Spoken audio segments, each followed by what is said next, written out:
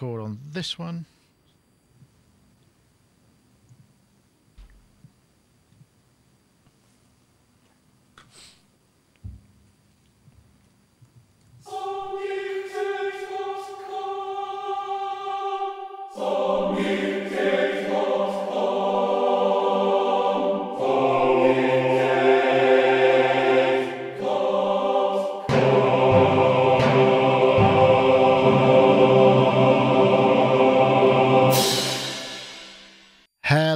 Welcome to Sonic Talk number 379, approaching 380. Nice round high number. I want to say thank you very much to our show sponsors, of course, iZotope. If you've been a regular follower of the show for any period of time, you'll know, of course, that iZotope are sponsoring and they are giving away stuff. In fact, if you stay tuned and you entered last week, you could possibly be the winner of the iZotope RX4 competition. If you stay tuned and you didn't win or you want to enter, details of the competition on how to win your very own copy of RX4.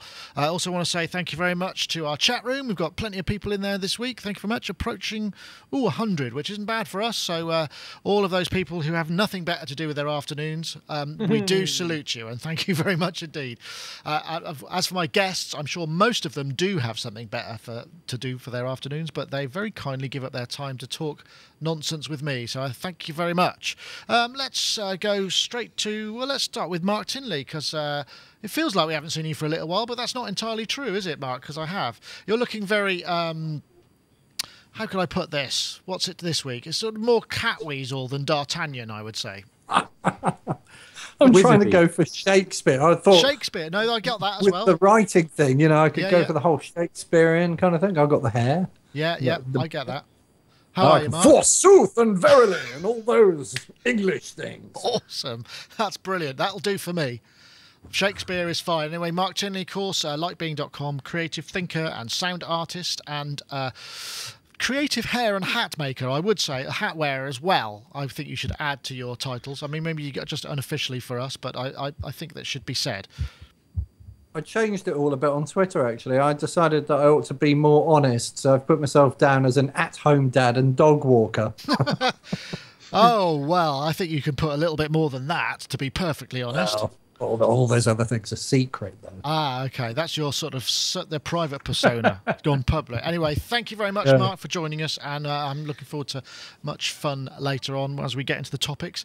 Let's go over to the other side of the pond as well, where we've got Rich Hilton, who's sporting a haircut, if I may say so. So am I. Look, we could be brothers. What do you think? Louis needs a pair of glasses and and a studio like that behind you. We're close. It's the mic that gets in the way. If I did that, nowhere near. Anyway, Rich Hilton is what's the word I'm looking for? Impossible to impersonate. Rich Hilton, of course, keyboard player with Chic, on the road regularly, not today though, and also works in the studio with Mr. Nile Rodgers on his various and presumably increasingly often projects. How are you, Rich? Very well, thank you. I am glad to hear that. Let me turn you up a bit. I'm just getting a little bit less than I need. Okay, I can do that if you need me. It's to. all right. No, I think it's me. It's me, not you. You're the professional here. No, I don't know about that. Only on Tuesdays and Thursdays. So you've been on the road this week. Well, last time we saw you, I'm trying to remember. You were in London, weren't you? Was that right? Or yeah, I was in London. I was in London last week when we spoke, and now I'm home. Excellent. Well, I'm glad that you are home, and I hope your trip was wonderful. But thank you very much for joining us too. Right, and we'll also go to Mr. Robbie Bronneman there, Robot Studios. Robbie Bronneman, who is currently, just last time we spoke to him, he was being mostly a film sound composer to animated feature film. I don't know what you've been doing this week, Robbie. Presumably something equally exciting. I've been getting all the new Howard's new album ready to mix it in 5/1. Ah, so that's Howard Jones, of course. Yeah. So that's what I've been doing this week. Right. Converting sessions we started in Logic 9 to Logic X. Right. Okay. Interesting. Yeah. Well, perhaps not interesting, but interesting in the fact that when you get to what you got to do, that'll make it more interesting, as it were. And it's worked surprisingly transparently. It's all good. Ah, well, that's always nice to hear. Yeah. Robbie, Yeah. of course, is MD for Howard Jones, does a lot of Howard's studio work as well as his own Sushi Friday music. Sushi Friday music, if you go check on Facebook, he's posting stuff from that. I'm guessing some of this might have taken a bit of had to go on hold while you get on with the other work as well, but there's still lots of information up there. Yeah, we've got tracks ready to release actually, so that's on our list of things to do this month. We'll get them out there for people. Wow. So, multi-threaded, as everybody has to be these days. And anyway, thank you very much, Robbie. And of course, we got Mr. Gaz Williams over there in Bristol, where he is. His bass tree looks like it's growing again. Oh, it has just grown in a rather splendid way. yes. Oh dear. What have you done? What have you done? I've just bought a most incredible instrument I think I've ever played. It's really is quite splendid. Do you want to see it? I think we better. I was kind of setting you up to be able to show it, to be honest, because I've seen the picture and it does look really rather nice. Okay, so this is it's a custom. It's a Waghorn Gecko. Now check this out as it comes across. Ooh, wow, that is really interesting. It's got a John Entwistle vibe to it. Well, there is a bit of John Entwistle. This body shape is based on the Gibson RD Artist, which was, I think, John Entwistle. I think John Entwistle was involved in that.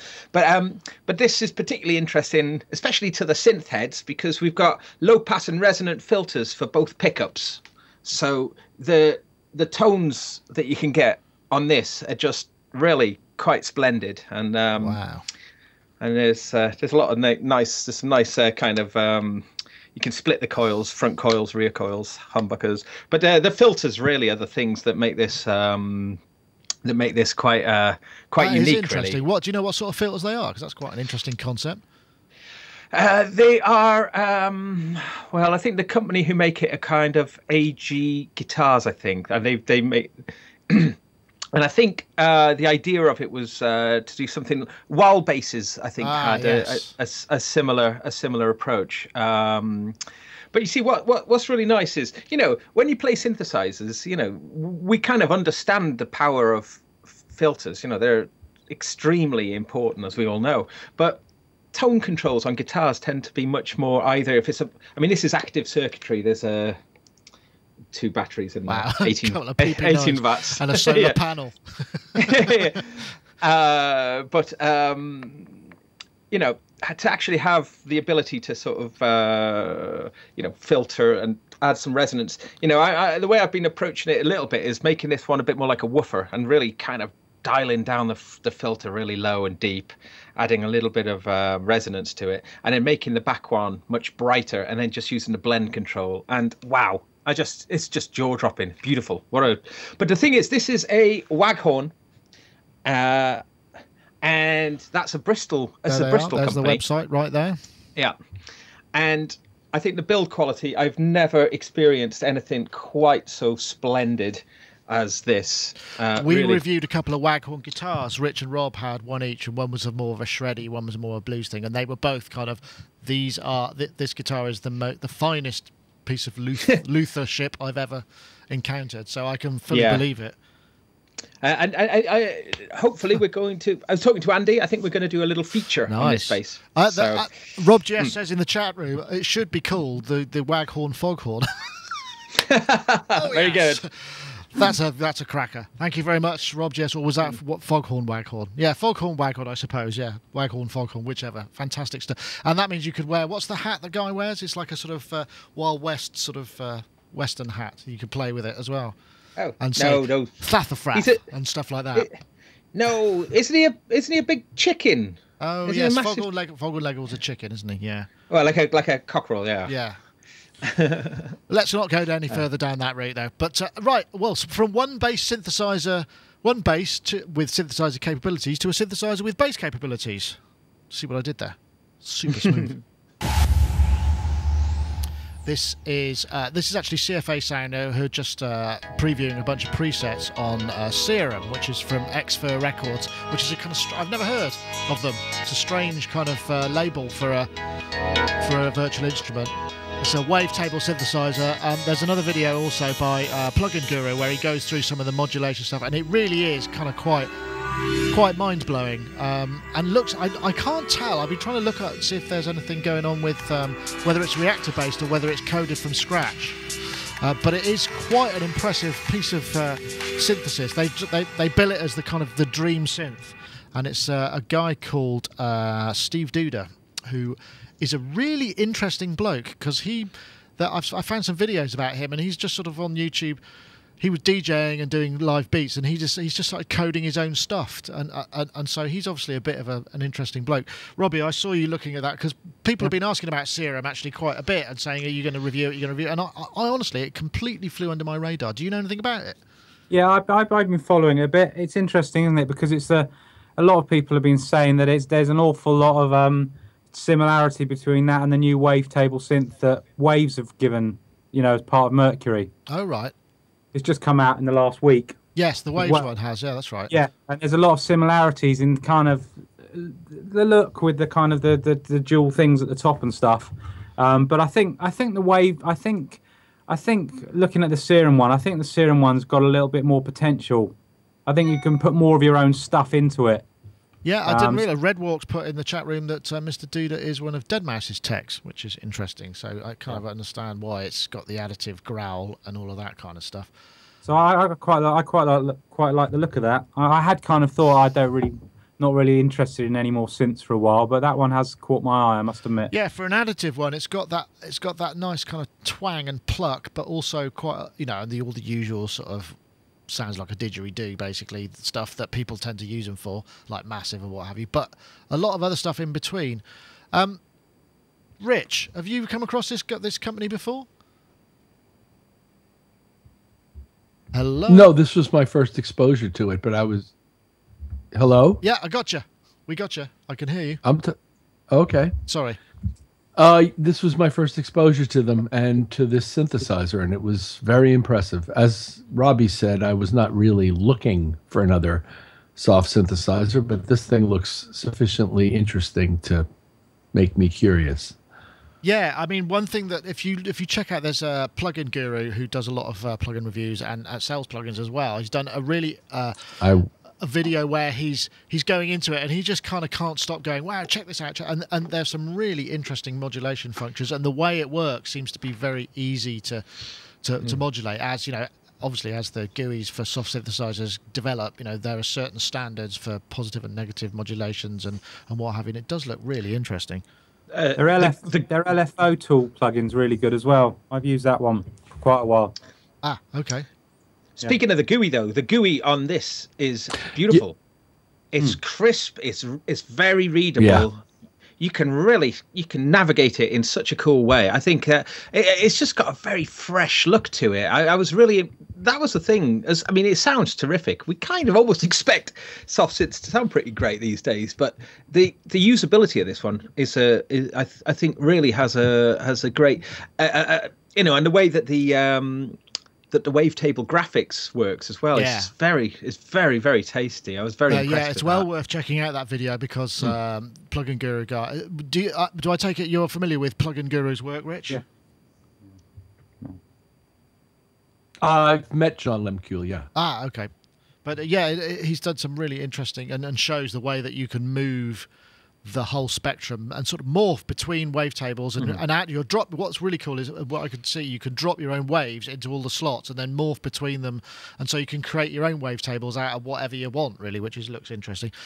Mark, have you additive synthesis? I mean, we have discussed it before, and it seems to be in the ascendancy a little bit in terms of where people are pushing the envelopes and moving things around in terms of options. It's something that you I like all this stuff. Yeah, and the just being able to dig around through sound and being able to pull things out of sound and stuff is really interesting. And I like visual things. I like being able to see where you are in the wavetable. I think it's really important because sometimes it's so subtle. Yes, I meant wavetable, not additive.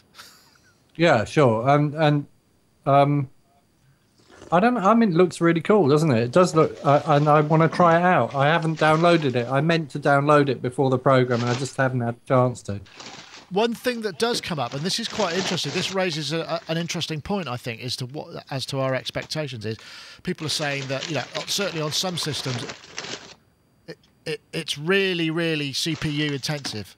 And that's something that, you know, to early expect, we kind of expect that. What's that? There's a lot of rustling going on there. Can I just?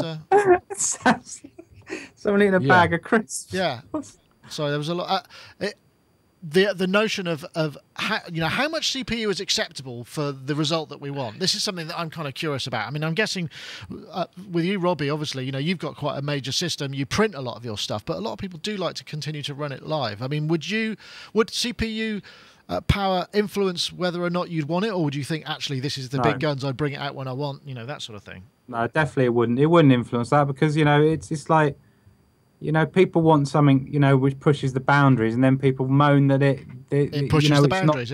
It's not got the same CPU footprint as an ES1 in Logic or something. You know, it's like, you know, if you have to, one goes with the other, doesn't it? And like you said, if you've got a machine that isn't that capable, you have to think of tools like this as something you bring out, do something special in, and perhaps print it, and perhaps save the preset just so you could go back to it if you really needed to. And find some sort of strategy for using these sort of things in less powered systems. Yeah. But I mean, we can't put that. We can't start putting that kind of ceiling on things. Otherwise, people will just be too restricted about kind of trying to expand where we go. I would agree with that, but then, you know, there must be an awful lot of pressure at the optimization process to kind of try and, you know, just get it down and down and down. And sometimes you just think, you know what the heck, this sound quality is more important. I know, Rich, do you find that, you know, because you use power plugins, you've got a UAD system and what have you. I mean, with instruments, does that bother you, or do you think, you know what, I'm just gonna bite it and use it when I need it, or does it come into, you know, the equation? Not really. Just about exactly what Robbie said. I mean, I'll get the sound I need however I need to get it, and I'll usually print it and keep the synth offline with the patch still there in case I need to go back at it. Right. Do you think this kind of maybe brings up the case for kind of moving more towards dedicated processor for virtual instruments? So you keep, you know, your DAW, which, you know, you may need to be running a load of plugins, and you don't really want to have to disable maybe a bunch of stuff in the mix just so you can run this into the system. Would it make more sense to kind of move into the kind of, and machine B is running these kind of beefy virtual instruments that I need? Or maybe. I've never wanted to work that way. I used to have a PC hooked up that way for those kinds of purposes, running, I think, Giga Studio at the time. Yeah. But I really prefer to work on one machine if possible. And if I understand the capabilities of the Umbrella Stand Mac Pro, it should probably be able to handle quite a bit of load. So I'm ever hopeful that each new iteration of computing will lead to a more comfortable single place environment. Yeah, I would agree. I know about you, Mark. I mean, not all of us, unfortunately, are able to kind of have the Umbrella Stand or, you know, massively powerful systems. So we, you know, we have to come up with alternative workflows to be able to use this kind of stuff. I was thinking about this yesterday. I mean, I received some money the other day, and I bought some things, and I was thinking, do I go out and buy a faster, better computer? And I answered that no. I'm on a laptop. I've got a Mac Mini, which is just stuffed in a cupboard, and I never get around to using it because it's inconvenient. I work on an i3 laptop, and I bounce everything all the time. And I don't know why people are obsessed with keeping everything running live, because, and I'll tell you how I learned to do this. And I came across it accidentally the other night on eBay. I've got a search running for recorder because I was looking for a field recorder for doing stuff, and I found a Fostex X15, and I thought, oh, I used to have one of those in like 1983 or something. That's when I first started like bouncing stuff properly, and it comes the one on eBay came with this little mixer, 4-channel mono mixer, and I thought, I remember that I used to record 3 tracks, and then I'd bounce them all together and bounce them off onto another track, and I'd make all my mix decisions, and that would be a bounce, and that would be finished and fixed and done, and you couldn't ever go back and change it. And actually, if you run your sessions and you organize your sessions right, you can still go back and change things in a way that you couldn't do it on tape. So it's if you freeze things or or bounce things and then save the session that you bounced from, so you could go back and change your drums or whatever. You just don't need all of this power. It's unnecessary. In my humble opinion, I can make things that sound like records on my laptop on my kitchen table, and it sounds fine. And you make the decisions as you go along, and it's one less thing to worry about, and it gives you more scope and breadth of creativity because you're not worrying about it anymore. It's done. It's printed. It's fixed in the mix, and that's how it's going to be. No, I think that's an admirable philosophy. It's interesting you were talking about freezing there. I mean, one of the things that also seems to be coming up in terms of workflow enhancements, I noticed this in Traction, actually. Traction 5, which has been out, or is coming out, I think it's public beta at the moment, or 5.1. I forgive me if I get the facts wrong, but one of the things that they've introduced is the notion of a freeze point within a track. So if you've got a bunch of plugins, you can freeze it up to a certain point and then run that bit live or whatever, and that seems like a really good idea. I don't know if I've come across that anymore. Robbie, I saw you were nodding. Is that something you've seen elsewhere? No, it was just I was thinking what Mark was saying was that I can see that principle works great, and it works great when you're in charge of the music and you know where you're going. Where it falls flat on its arse is when you start doing things like film music and stuff like that, where there's things are always in a state of flux until it's all locked, and you just can't commit things. That's when it becomes a problem, because you do have to keep everything floating for as long as you can, because somebody goes, oh, we're just going to take that 0.1 of a second out of there, and you have to be able to kind of move everything and change the automation and all that kind of thing. So I think you need high-end raw DSP power if you're doing that kind of work, where you're involving lots of other people who are making music by committee. That's interesting. That's interesting you say. I saw that you nodding there. So does that mean that your workflow is different, Robbie, when you're working on music production and film production? So you need that headroom. Music production for stuff that I'm producing for a band or whatever. I'm quite happy to go with my gut feeling and go with stuff and print and do all that, because I'm ultimately the one making the decisions. But when you're part of a bigger team of people who come back and make inane comments sometimes that you have to kind of do, just because that's the nature of the business, I try not to do that until the very last minute, because you just know as soon as you do it, something's going to come up. You're going to have to unravel it all again. So right, okay. So in that case, DSP instantiation does become an issue. So okay. Sure. Well, Gaz, you sounded like you wanted to come in there.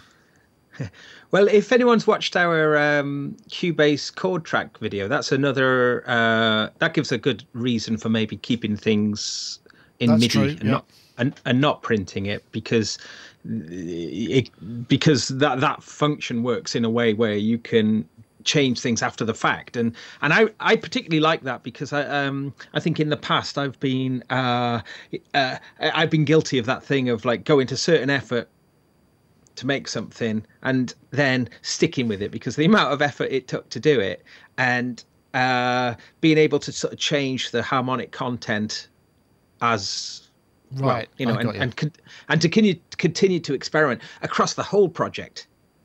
Being able to sort of change chords and change things and have all your MIDI tracks follow, I think is a really compelling argument for the other way, for kind of keeping everything live until you've maybe committed on those arrangement decisions. I think also, I mean, perhaps I speak for myself, coming from a remixing background, that tends to you tend to find a thread when you're working on at least that's the way I work anyway, or have worked, is you're looking for that kind of spark which fires you off in a direction. But the thing is when you get to the end of that road, you might want to take a left turn and do something completely different, so you need to have everything available to you to follow it around. And I suppose that prevents you from committing, because then to go back, it then becomes more of an IT operation to excavate it rather than continue with the throwing ideas down and changing direction and stuff, as well as another alternative point of view.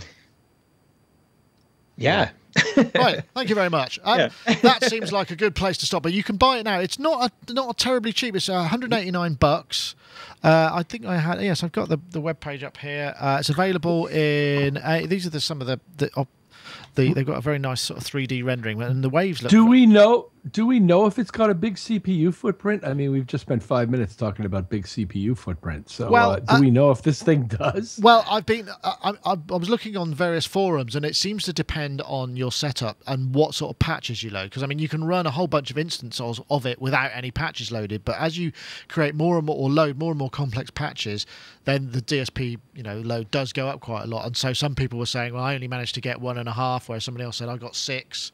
So it really depends. But I mean, just in generally speaking, yes, if you want that complexity, it sounds like they've gone for, well, that's great, you can have it, but there is a cost, and that's fine. So that's what as I understand it, just looking around at the forums. And I can't say from years of production working with it, but that's from what I've been seeing on the forums, as it were. I mean, another quick way to think about it is if I want to run RX denoiser on a track. Yeah, sure. I can't really do that in real time, so I mean that hammers the CPU. So well, it depends what if you're using dialogue denoiser, it's okay, but yeah, some of the other stuff is not designed for real time. It's designed for real time preview and then process. But yes, that's a case in point. But where else? But there are ways of managing sessions where you can pull tracks in and out of sessions. So if you think about it, and you have them as building blocks, and you do your bounces, you can take, you can complexify and simplify things just by importing the tracks back in or dropping them back. I don't know. That is very true. Maybe I like the complicated ways of working. No, but I mean, whatever works, essentially, isn't it? I mean, that's the kind of the principle. Anyway, we should probably take this point to bring our message from our sponsor. And if you keep listening, you'll find out A, if you've won last week, and B, if you could win this week. So let's see. So iZotope, of course, RX4, the award-winning RX4, available now. Lots and lots of new features in RX4. Really is an impressive piece of software. Basically, you've got the standard version and the advanced version, and I've just realised I haven't opened my notes, so therefore I'm going to have to wing it a little bit. But basically, spectral analysis, the way that you can restore audio, remove certain artifacts with the spectral repair, you can reduce noise, you can reverb. Certainly in the advanced version, also you can match EQs and match ambiances, which is really interesting. Dialogue denoiser, as I say, is also very useful and has a low footprint. And I found that can work for noisy, vocal takes or guitar takes, all that sort of stuff.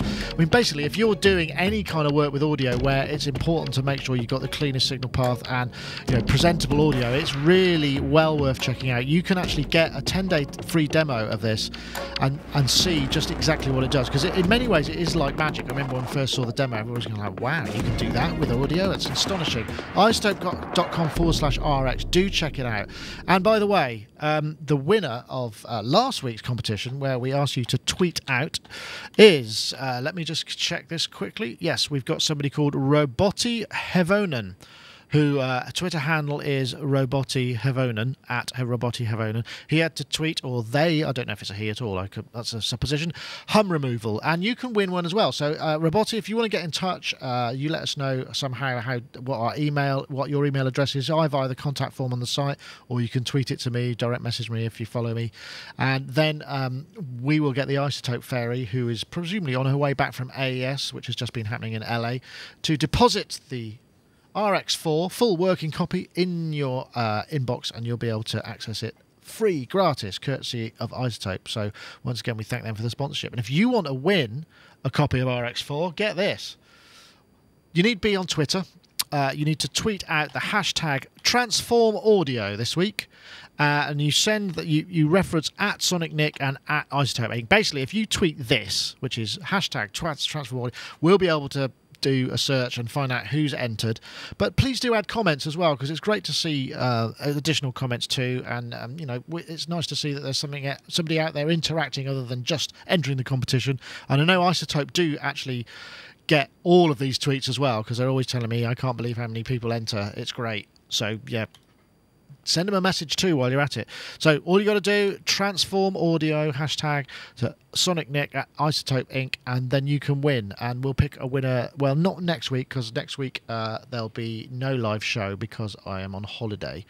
But that's your winner. So once again, we thank iZotope for their continued sponsorship of the show. Right, let's see what's next. We've got Serum. We've got so many things. I'm going to go to Aretha because I know, Mark, you were very incensed, shall we say, by this. And this is, I don't know how much I can actually play of this because obviously this is going to be the YouTube police. You're going to have a field day. And I noticed that they are, in fact, in the chat room. And I don't want to obviously influence them at all. So basically, this was... new Aretha Franklin album is out. It's kind of soul covers. It's quite interesting. She's doing kind of lots of classics. And there's an article here on Production Advice, which is Did They Really Just Auto-Tune Aretha? The track in question is Adele's in the... Oh, God, what's it? Rolling in the Deep. So I'm going to try and play a little bit and see if we get away with it. I suspect we'll get busted, but hey, the things I do for you. Better plug in the actual audio as well. But the vocal hasn't come in yet. Here it comes. In my heart, reaching that fever pitch, and it's bringing me out of the dark. But what's interesting about this, I won't play any more, but if you get a chance to listen to it, do, because what is very apparent, aside from the fact that it's been processed, is there's kind of quite a lot of artifacts from edit and auto-tune and what have you, which is a really interesting approach to take with, such a classic singer. And I know, Mark, we'll go with you because you were incensed, frankly, of Tunbridge Wells. I was a little shocked. Right. I don't mind auto-tune. I think it's great. I like the effect, but not on Aretha Franklin. It just doesn't make any sense to put it on her. On the page, I think I found this on, there were two videos. There was one of the single, and there was one of her singing it live on Letterman. Oh, yeah. And the one of her singing it live on Letterman, within 10 seconds of hearing that, all the hairs stood up on the back of my neck, and I was it's like the aliveness of Aretha was in my room, and whoever produced this or whoever tuned that vocal or whatever they did, has just killed her. It's like they've squashed her flat and turned her into a robot, and it's like that's not what she's about. That's not what you get from listening to Aretha Franklin. You don't get flat robotic pop music. You get soul, real soul. You get something that connects with your humanity, and I don't care what genre of music you're into, and I would defy anyone not to feel something when they listen to that woman sing. Yes. So that's my bugbear with it. It's interesting you should point that out. I mean, I don't have a problem with the use of auto-tune for effect. In many cases it's driving sort of what the envelope of kind of pop production in many ways, but it does seem a little inappropriate with a singer of this standard. But not only that, it just sounded like it wasn't done very well. It's not even her standard, though. It's the anomalies that make her special. Are the things that she does wrong even that make her special are what they've ironed out. They failed to see that the fact that she sings ever so slightly out of time and she slurs and pushes and moves around the music like somebody that's actually in the music and alive with the music. They've just kind of, gridded it, I suppose. Yeah, I suppose so. It does. Interesting. What's interesting is I did a little bit of research. I say a little bit, I mean a little bit. Do you know who's responsible for it? No, what's really interesting is it says in the stuff that I've found, at least, that Clive Davis, who is one of the kind of the big heavyweight hitters of A&R, founder of I can't remember the record label, but big Arista, big kind of super monster record company guy, produced it with Aretha. So presumably there's some process going. I mean, and some guy had to do whatever was.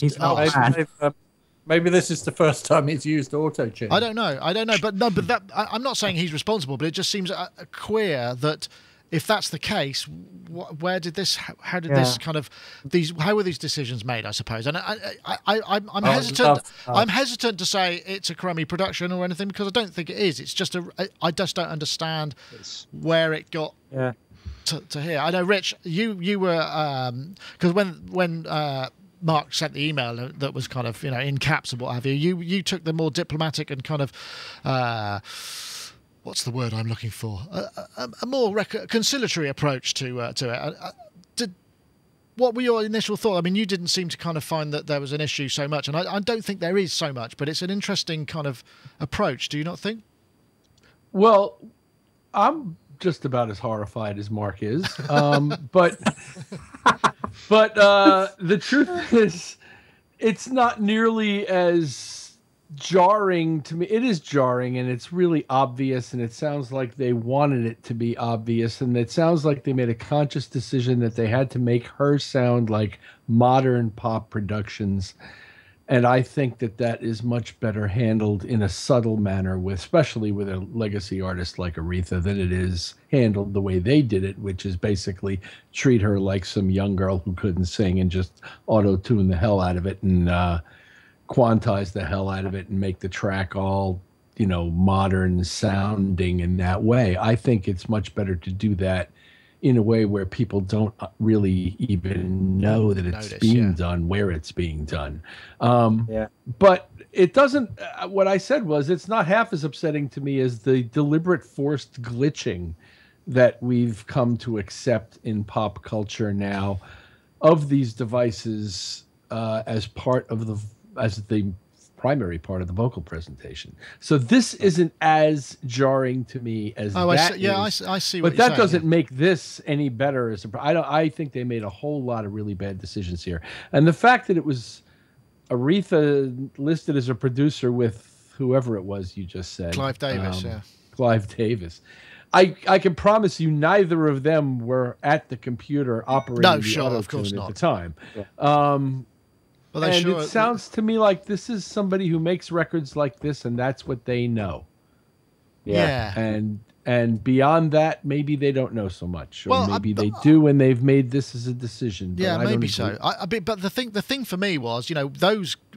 I've always thought American vocal production is usually kind of pretty much up there in terms of, making sure it's as perfect and as good as it possibly can be, to the point of maybe over polishing it in some ways. But it just seemed like what they did is they took a load of Aretha-isms and sequenced them in the order that they thought she would sing them, she maybe didn't sing them like that. But not only that, the comping was just poorly executed. It's not the fact that they tuned it; it was just. That was weird. Yeah, they didn't flatter her by doing what they did. No, exactly. It's not flattering. It's an interesting approach. Sorry, Rob. And it's not. It's not going to get anybody who's not really heard the soulful aspect of it into Aretha Franklin. And surely the idea of this record is that for people who are young, who are maybe like in their teens or whatever, who hear this thing, oh, Aretha Franklin's cool, I must check this out. Then they're just going to be confused. I think maybe I'm so. not so sure about that. If they can get this thing on a dance floor, then it may work the way they envisioned it. And I almost shudder to think that it might, because I don't particularly like it.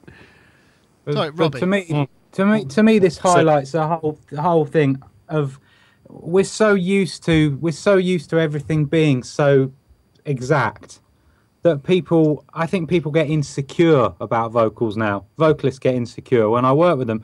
And a case in point for me is I really like the band Maroon 5, because I think they write some really good songs.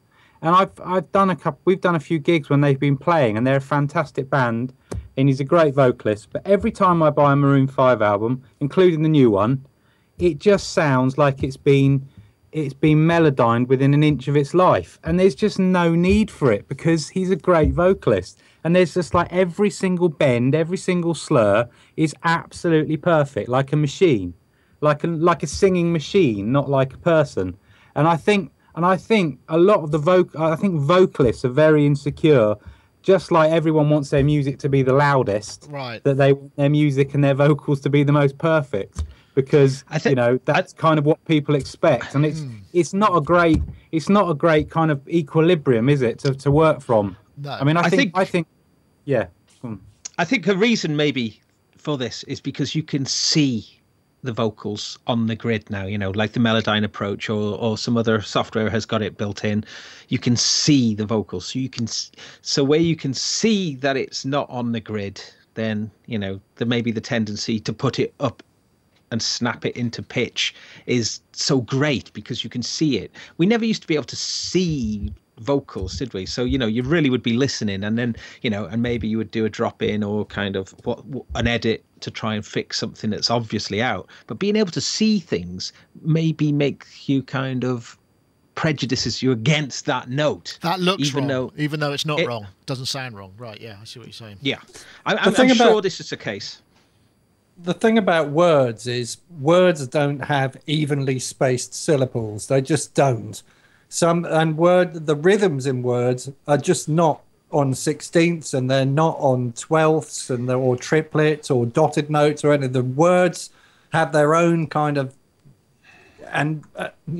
feel or whatever. And if you try and break that up and put it dead on a grid, it just sounds weird. Well, even when somebody's singing rhythmically tight, it still sounds weird if you put it dead on the beat. Yeah. One thing that I really thought was also, I mean, I hate to go on about this, but when you listen to the original Adele record, it's actually a very live band kind of vibe, which works with the ebb and flow of her voice, because she is a great soul singer as well as the immortal Derek and Clive line. You know, she's an English soul singer. They have their soul singers, and we have our soul singers, as it were. But Aretha Franklin is probably the best singer at working with a live, breathing band. Why the hell did they machinize a track that was live and then machine her to it, rather than just because they could presumably, with that sort of heavyweight money, finance, they could have gone the route of say, the Neptunes or something like that, just something really kind of live and vibrant, and then maybe conformed it a bit, but rather it just seems really curious. Well, I know why they did it. They did it because they think that putting her voice on a dance floor where that sort of gridding of anything is acceptable might bring her increased revenue through exposure to younger audiences. Yeah, but it's not even That's a dance why mix. They did it. Nowhere even close to a dance kind of production, though. I'm not telling you it's any good. I'm just saying that's what they thought they were doing. I'm quite sure of that. But the point I would like to address has to do with, which is one that Robbie raised, is the insecurity level of vocalists having gone up across the last decade or decade and a half as a result of all of this. And I have found that absolutely to be the case. And I'm talking about some guys who can sing their buttocks off and still will take 25 takes, spend 5 days comping them and auto-tuning them, do 25 more takes, start patching that up into the first 25 comp that you did and tuning all that. And 2 months later, they decide to do it all over again. And I'm talking about big-name guys who can deliver the vocals like crazy. And it's the first three. After the first 3 takes, I was like, boom. Come on in, sit down. We can make this. It's all good. It's really interesting that's really. I tell you what, I saw the other day. I may have mentioned it on a previous podcast. There is a Sunday Night Live. I don't know what it's called. It's like a variety performance, and it's dreadful. Really, they stick it on in front of a stage show that's going on in musical. They put it on at the Palladium, I think it is. And I just happened to catch the tail end of it, and it was Bryan Adams. I'm not a massive fan of Bryan Adams. He's okay. I mean, he's talented and has written some fantastic songs. Yeah, great. But that was my point. He came on stage, live TV audience, 3-piece band, and played a song. And it was one of the most emotionally charged and fantastic performances I've seen on TV for, I'm talking years. And I just thought, Christ, that blew me away. And when I said I'm not a fan, it still blew me away, because I just thought that was incredible. And you just think, well, why is that so unusual? Really? And I just thought, good for you, Brian. Really, really brilliant. last year when Chic played the iTunes Festival, we were one of 50-something bands that played, and from what I understand from a very reliable source, 3 of those bands out of 50 plus played their show. Not played to their show in some pre-recorded form, but played their show in its entirety. 3 out of 50 bands. That's a bit depressing. Do you think that's just because they know that it's going to be repurposed, rebroadcast, and that could be the one defining moment of, that makes the album go or sells the tickets for the tour, and they're not prepared to take the risk? I think there's a lot of reasons for it. Starting with the fact that most of them couldn't if they had to. Well, maybe. There's a difference.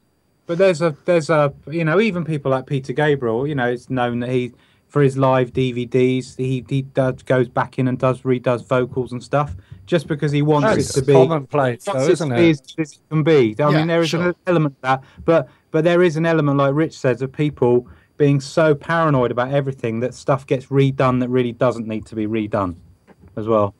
You know, and the thing, I think things like Melodyne are tools to look at. If, like Rich said, you do a few takes, you look at the things that are really magical and were good, but perhaps weren't, just had a few slight things about them which can be corrected with Melodyne or whatever. But everyone goes in and goes, right, everything's got to be in tune, everything's got to be on the grid, everything's got to be perfect. It's all about just knowing the things you need to fix to make the overall thing great, not trying to just squash everything out of the whole thing. Yeah. People need to understand the emotional content. That's the bottom line. If people don't understand the emotional content, then they're not going to get the meaning of the song across.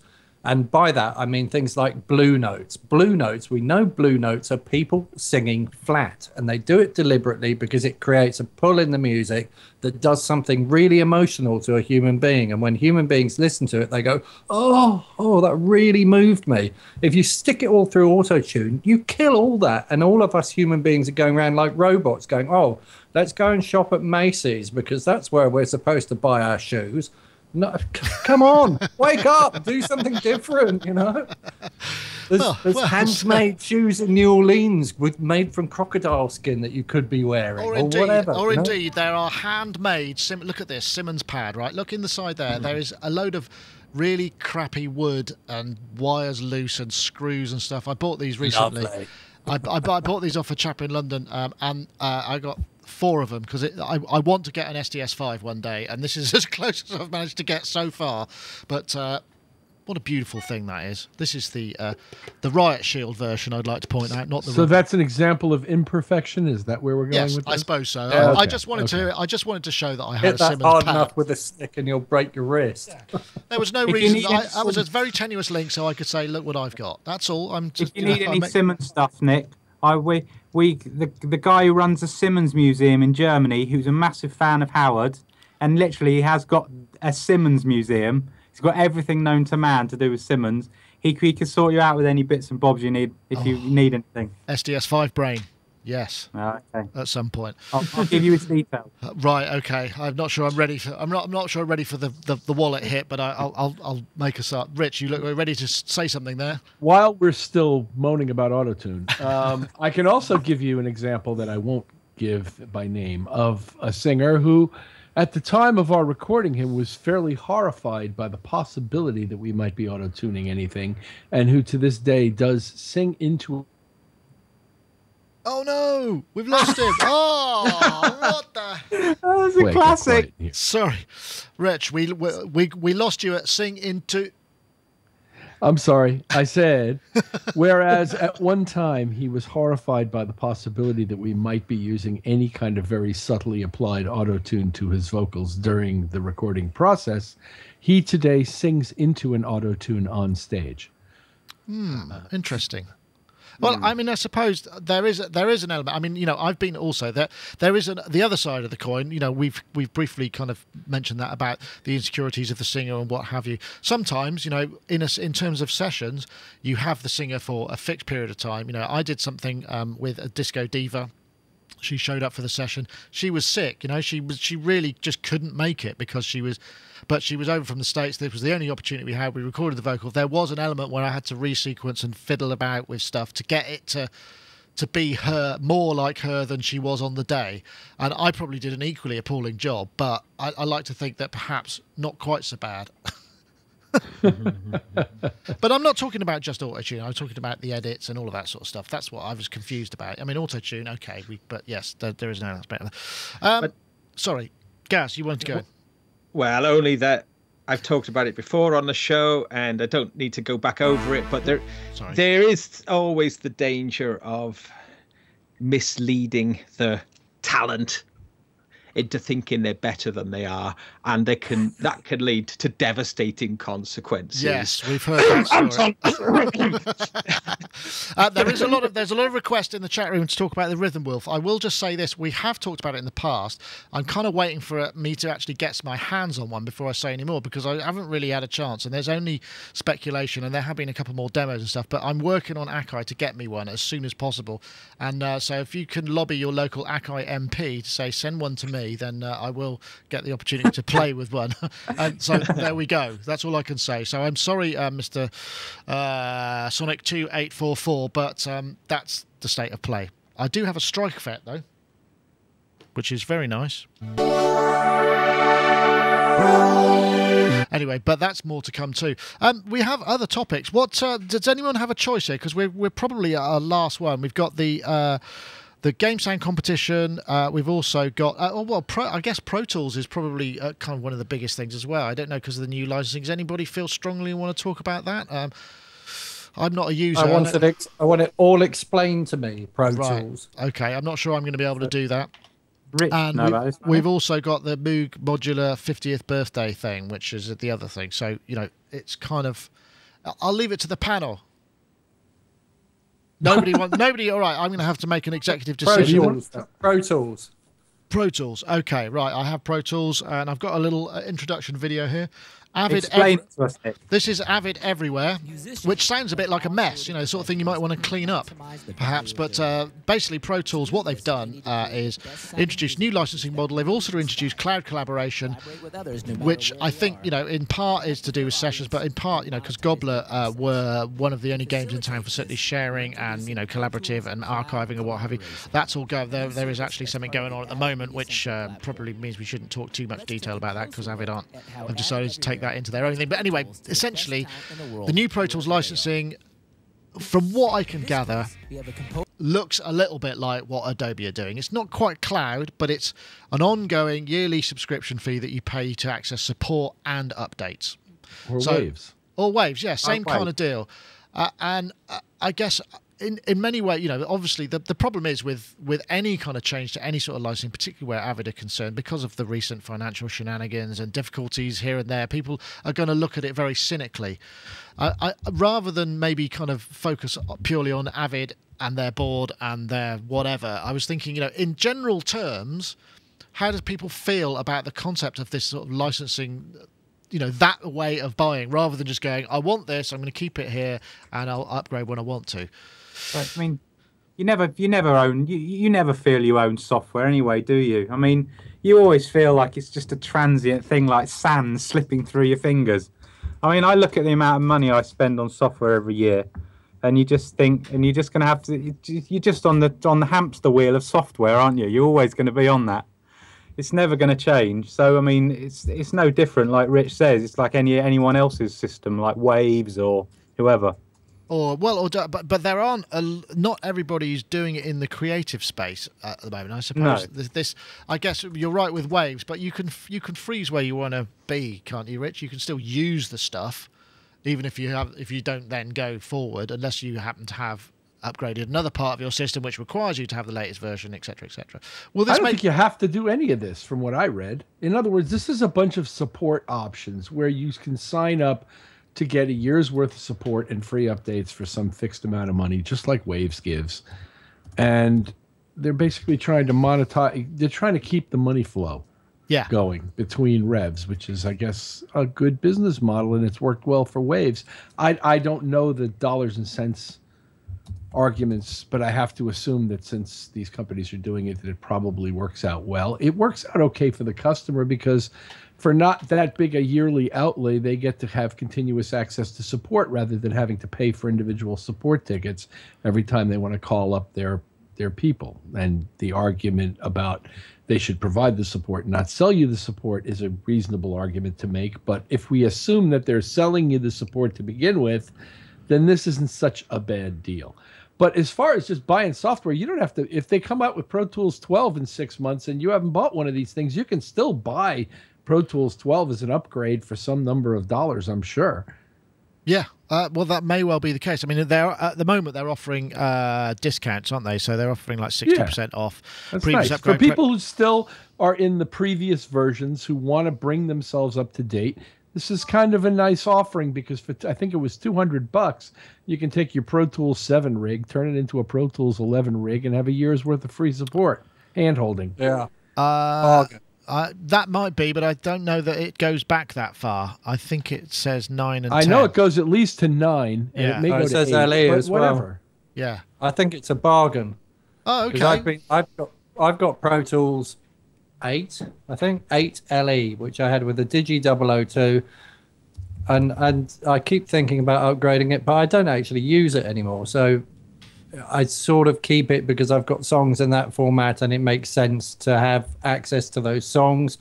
Or if I want to work with somebody who is using Pro Tools, then I need to upgrade. So I ought to have it to hand so that it's ready should that eventuality ever come about.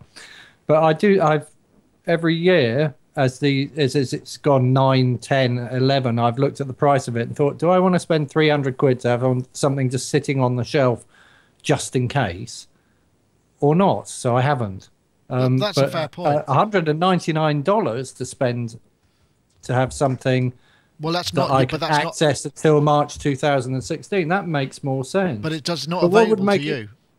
But what would make even more sense is if they just said we're gonna offer like day licenses or whatever. I mean, there's some plug-in manufacturers that you can go and rent the plug-in for like a certain number of days while you're working on a session, and then you don't need it again. That model would work for me. Yeah, I wondered whether this would lead on to sort of other pricing and licensing options. I mean, Robbie, you say that you never really own it anyway. So I mean, that was an interesting. Gaz, what do you think about the notion of just going, I want that for this week or whatever, and then so there's some sort of cloud or online side of things, and you just use it for what you need, and then that's it. Well, it's certainly come in handy on some sessions I've worked on. Yeah, I think that's quite a good idea. It is a funny thing though about this transitory nature of ownership though. It's because part of the thing with the gear acquisition syndrome that I know many of us suffer from is this idea of ownership, this idea that it belongs to me. And so I think that's quite interesting. But from an actual practical working point of view, I think it makes a lot of sense. I've been in sessions where it would have been great to have had access to things and they weren't available via legitimate means, so I think it's good. I think it's good. As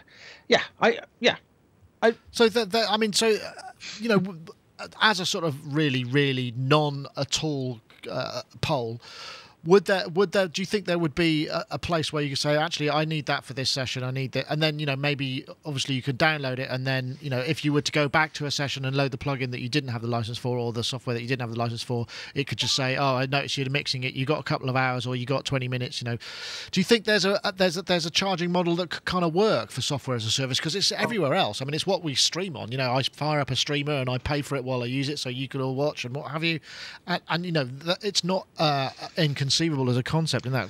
Robbie, I'm sorry, I was going to say there's a company, Synchro Arts, who make this great bit of software I use a lot called Revoice Pro, which is an amazing thing for vocals and making double track vocals and all sorts of stuff. Very clever. But they've recently introduced this model where you can rent it a number of times for specific jobs, because it's £500. It's not a snap purchase. But you can rent it a number of times, and then if you decide to buy it, they take off all the rental costs you've paid for it. That's a smart idea. I mean, I wonder whether that is a good idea. Rich, in your environment, and would that would that work for you? I mean, I guess renting software. Yeah. No. Okay. But I do want to talk about Gobbler. Okay. I don't want to talk about renting software, no, but I do want to talk about Gobbler. Did you hear about this? How they went after Gobbler? Yeah, they really have. After Gobbler hired 4 of their guys, it's all in the news. Yeah, it's a very it's an uncomfortable situation. I mean, it sounds like Gobbler kind of were a little bit. Well, I don't know whether they were naive or whether whatever. Naive. Well, whatever, but because they hired 4 of Avid's employees, and Avid got pissed. Well, not only that, if we're on Avid licensed them the SDK so that they could incorporate Gobbler into their Pro Tools into their workflow, which is kind of fun, and then withdrew obviously when they've done their own cloud thing. So now Gobbler has been not only did they license the SDK, they built Gobbler into their software. Right. So it was a pretty deeply mutual relationship going on. I guess so, but then whose fault is it that 4 of your employees want to go work for somebody else? I don't know how. Exactly. Yeah. And furthermore, Gobbler supports tons of platforms, not just Pro Tools. They don't exist on their Pro Tools living. They're supporting everybody's DAW and their brother, something like 20 DAWs. It's a great product, actually. I have to say, I've been trying to get them on. It's a pretty cool product, and I'm not really here to pro or con Gobbler, but I'm just saying it's the notion that Avid could sue them for continuing to operate a business that incorporates a ton of other stuff as well in a service that they once supported them in providing is pretty amazing, if you ask me. Well, I think that kind of comes back to the whole notion of the way that Avid is set up to make money, you know, or has to make money because of the way that the business has been structured and the failings and what have you. You know, we've been over that before when there were share price issues and problems with asset stripping and all that kind of stuff, and the way that happened. I mean, I think if you operate in that department, sometimes, you know, maybe it's cheaper to litigate than innovate, you know. Well, they've already innovated. In other words, they're already trotting out their next version of DigiDelivery as an attempt to compete with these people with whom they were in bed only a year ago. It went wrong in some way. That's clear. It's pretty vicious to me, if you ask. But incidentally, Gobbler have got 2.0 out, and there's a lot of really interesting features in that as well. If you want to check that out, they do have a brand new Gobbler out. Yes, yeah, and they're supporting files other than the DAW files. So if you want to embed text files or videos or anything else you've got in that folder, you can stick that up on Gobbler now too. Apparently, yeah, it looks good. I know, Gaz, you've talked about it before. I mean, and they've incorporated a collaborative environment, which is something I've been on with them about forever, because it's not easy for 2 people to collaborate on a single set of files in the Gobbler cloud right now, or in their previous iterations, and now it apparently is. Well, that is a very cool idea. So well worth checking out. We're going to definitely. Can I talk about renting software? Yeah, go, Mark. Yeah, go ahead, Mark. I don't know anything about Gobbler because I haven't really tried it, and people keep telling me that I should have it on my machine, but I haven't got round to it. But I do want to talk about renting software. Yeah, sure. All of us don't have everything we need in our studios, and we're quite willing to go to a recording studio to rent a space to record drums, or to rent somewhere with a really nice vocal mic and a really nice vocal booth to record vocals, or to just go somewhere for a vibe, maybe go to Abbey Road to get the Abbey Road drum sound, or record a piano somewhere if somebody's got a real grand piano. We're all willing to do that, and we're all willing to pay for the privilege of doing that. So how does it make, you know, the software model of I'm just going to rent Pro Tools for the day because that's a professional studio tool which I need to do this thing, and then I'll carry on working the way I was working. How different is that? Surely it's the same kind of thing. And if we're willing to do it with real world things, then maybe this, you know, this whole rental thing becomes a bit more. I know Photoshop is definitely working like that now, isn't it? You can rent Photoshop instead of buying it. So it makes sense to me to go that route. I think one of the things, though, which would put me off it, though, is the amount of time that you have to invest into a piece of software in order to get to use it well. And I think just for that to be a transitory relationship sort of might make that time investment not worthwhile, you know. But whereas if you own it, you know, that could be the counter to it a little bit. That's, you know, maybe not so much with a DAW, but certainly with individual plugins, you know, they do take quite a long time. And in fact, coming back to the Serum, you know, one of the things I was thinking about that, it sounds great. What sort of puts me off a little bit is just I still feel guilty about all the other software that I've got that I haven't fully exploited anyway. So just, you know, you do need to really spend a lot invest a lot of time to get the most out of your software. So that rental thing, I don't know, that would be the counter for me. Okay. Yeah.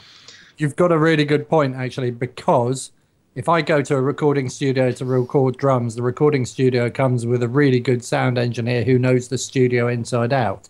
And that's part of what I'm paying for, right? So if I rent Pro Tools and it just turns up on my machine and I don't know how to use it, maybe the idea of the collaborative aspect where you rent the plugin and the bloke who can run it for you. So you just sort of say, what I'm after is this, and he goes fiddle, fiddle, fiddle, fiddle, fiddle, with a collaborative session. Maybe using the Pro Tools Avid Session Connect, which actually looks pretty cool, very similar to the idea that like Cubase Connect, all of those sort of things.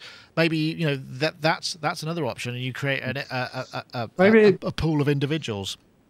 So maybe all these plugins now need a little communication window, as we've got on Skype here, in the right-hand side, and you can just click on it and find a list of people who are available who know online. How to use. I'm trying to do this, yeah. Say I'm trying to like EQ this voice. Can you help? And they go, yeah. Why not try this? Like kind of like a software Jeeves, or the paperclip.